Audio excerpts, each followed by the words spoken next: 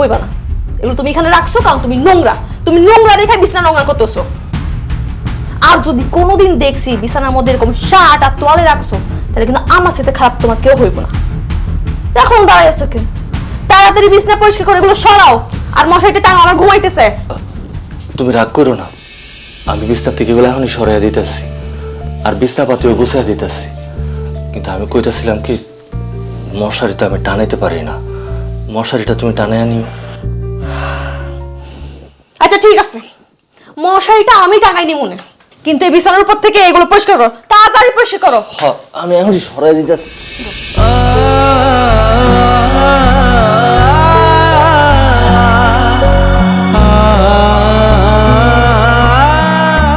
তাড়াতাড়ি করো, ঘুম আসতেছে আমার।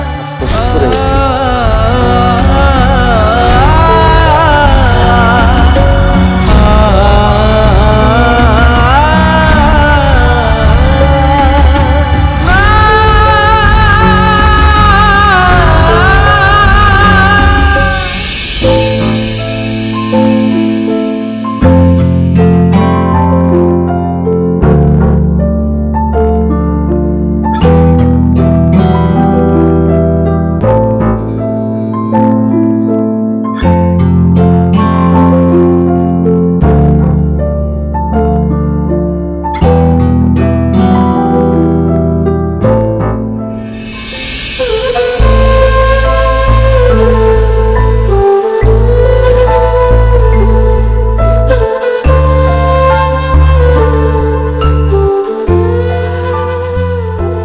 আচ্ছা, তোমার কি আক্কেল জ্ঞান বলতে কিচ্ছু নাই?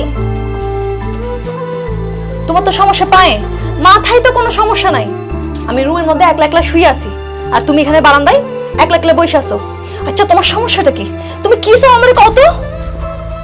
ফাতেমা, আমি বসলেও দোষ, শুইলেও দোষ, আমি বিছানার উপর জামা কাপড় রাখলেও দোষ, আমার সব কিছুতেই তুমি দোষ ধরো। আচ্ছা আমার একটা কথা কত, আমি কি করলে তুমি একটু খুশি হইবা? কি করলে তোমার একটু ভালো লাগবে? আমি কি করলে তুমি আমার একটু সম্মান করবা? আমি কি করলে তুমি আমার স্বামীর স্বীকৃতি দিবা? আমি তোমার স্বামী হিসেবে কোনোদিনও মাইনা নিতে পারবো না, কারণ তোমার মধ্যে কোনো রসকস নাই। মানে? আমি যে তোমার বউ, তুমি সারাদিন আমার লগে কয়টা কথা কও কত? চুপচাপ সারাদিন শুয়ে থাকো, না হয় চুপচাপ সারাদিন বসে থাকো।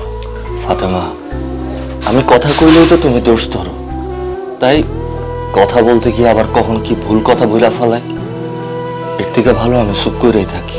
এরকম চুপ কইরা থাকলে সারা জীবনও তুমি আমার মন পাইবা না, আমার ভালোবাসা পাইবা না। আমি তোমার স্বামী হিসেবে কোনোদিন গ্রহণ করতে পারবো না।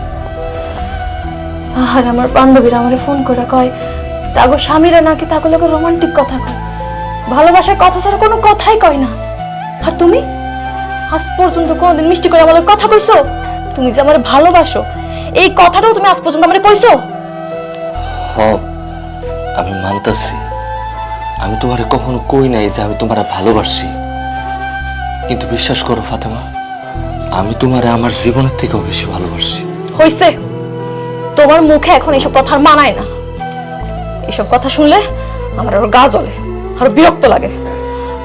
আমার না এই বাড়িতে আর ভালো লাগতেছে না, দম বন্ধ হয়ে আসতেছে। তুমি একটা কাজ করো, তুমি আমার কালকে আমার বাপের বাড়িতে লয়ে যাও। আমার বাপের বাড়িতে যাই, আমার ভাই ভাবির লগে কয়টা দিন থাকলে আমার হয়তো একটু ভালো লাগবো। ঠিক আছে, আমি কালকে সকালে তোমাকে বাড়িতে লয়ে যাবো।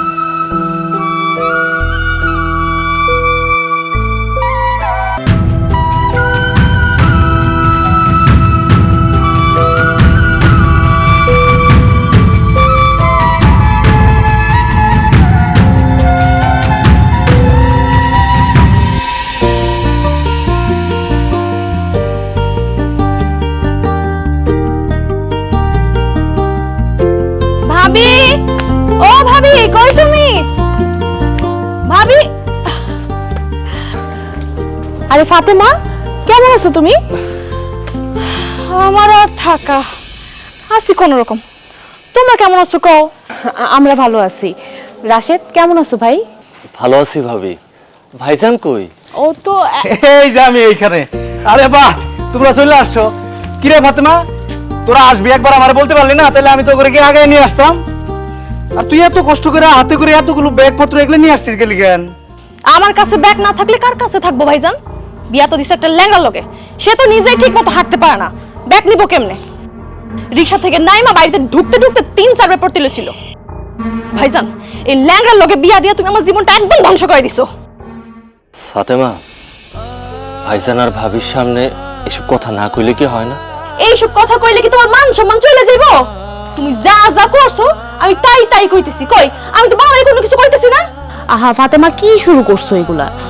রাশেদ কি ইচ্ছা করে ল্যাংড়া হইছে? তাহলে তো আল্লাহ ল্যাংড়া বানাইছে। আর রাশেদ ল্যাংড়া হইলে কি হইব? দেখতে কত সুন্দর, উসা লাম্বা, দেখছোস? আর সব থেকে বড় কথা, রাশেদ তোমার স্বামী, স্বামীর লগে এমন খারাপ ব্যবহার করবে না। তোর ভাবি একদম ঠিক কথা কইছে। খবরদার, রাশেদের লগে তুই এরপর থেকে আর এরকম করে কথা কবি না। রাশেদ রে ল্যাংড়া কবি না।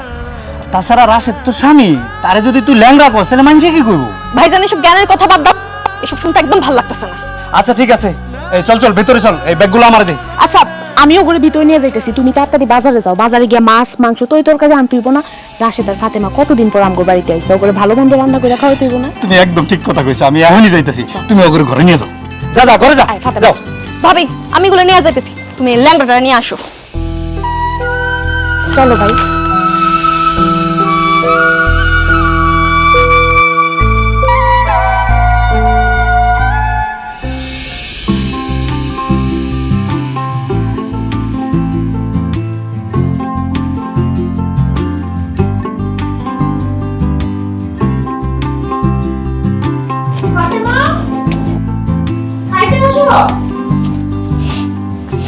ভাবি, রান্নার যে সুঘ্রাণ বের হইছে, দাঁড়াও একটা ছবি তুলে নিত। আস্তে আস্তে আস্তে আস্তে আস্তে। বসো। ভাবি, তুমি বসো, আজকে আমি সবার ভাত বাইরে দিতেছি। বসো তো। ফাতেমা, তুমি কেন কাজ করবা? তুমি হইছো মেহমান, তুমি শুধু বইসা বইসা খাইবা। আমার মেহমান কইয়া তুমি পর করে দিলে ভাবি। তুমি কিন্তু ভুলে যাইতেছো, এই বাড়িটা কিন্তু আমার, আর আমি এই বাড়ির মাইয়া। বোন রে, তুই এই বাড়ির মাইয়া হইলেও এখন তুই শ্বশুর বাড়িতে থাকস, শ্বশুর বাড়িতে নানান কাজ টাজ করস। তুই ভাইয়ের বাড়িতে 2 দিনের লেগে আইসস, এখানে তোর কোনো কাম করার দরকার নাই। তুই খালি খাবি, ঘুমাবি আর আরাম করবি। কাজকর্ম যদি করতে হয় তাহলে শ্বশুর বাড়িতে গিয়া করবি, ভাইয়ের বাড়িতে কোনো কাজ করা চলবে না। ভাইজান, আমি না আগে কোনোদিন বুঝতে পারি নাই যে তুমি আমার এত ভালোবাসো। কিন্তু তুই কি কর, তোরা আমি ভালোবাসি না? হ্যাঁ, আমার মা নাই, বাপ নাই, আপন বলতে একমাত্র তুই তো আছিস। আব্বা আম্মার কথা মনে করলে মনটা খুব খারাপ লাগে, কিন্তু যখন তোর দিকে তাকাই মনে খুব শান্তি পাই। রাশেদ, তাড়াহুড়া করে রানছি ভাই,